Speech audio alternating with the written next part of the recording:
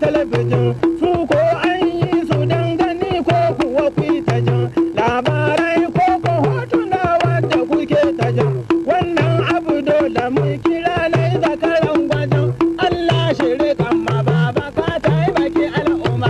Allah ya kiyaye shugaban yan Najeriya baban gida shugaba a gaishe ka na Maryam. Yanzu kun ga hukuma da rediyon nan da ta talabijin su ko an yi su dangane ko kuwa ku ta jin labarai ko ko hotuna wadda kuke ta jin wannan abu dole mu kira na zakaran gwajin Allah shiri kan ma baba ka taimaki al'umma.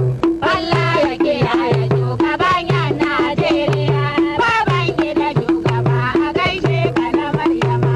Allah ya kiyaye shugaban 'yan Najeriya baban gidan shugaba a gaishe ka na Maryama.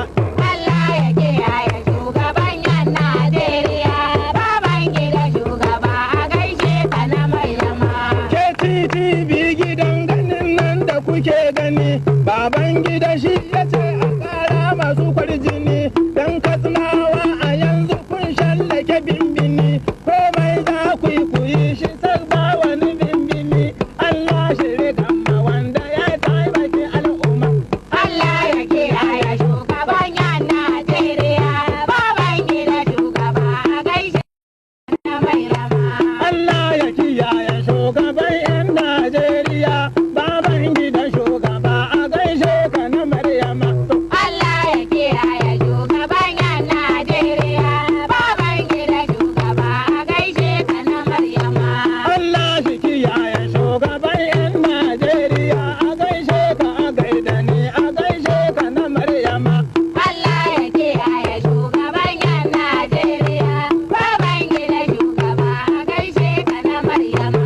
Baban gida shi ya tagi bankin ga na al'umma don filan can su babu sauran wata tsangwama don sana'a don a ƙara noman fadama kuma baban gida shugabanmu ya taimaki al'umma Allah shiri ma baba doti da na Maryama. Allah ya kiyaye shugaban yan Najeriya baban gida shugaba a gaishe ka na Maryama. Allah ya kiyaye shugaban 'yan Najeriya baban gida shugaba a gaishe ka na Maryama. Allah ya kiyaye shugaban yan Najeriya baban gida shugaba a gaishe ka na Maryama. Allah ya kiyaye shugaban 'yan Najeriya a gaishe ka a gaida ni a gaishe ka na Maryama.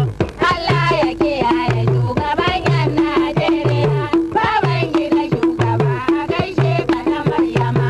Duka tunawa a yanzu sai dai ku yi hamdala baban gida ya tafi da aikinsa kala-kala shi baba idan ya baka aikinka ya kammala don kau bai so ya bada aiki ai ta dabdala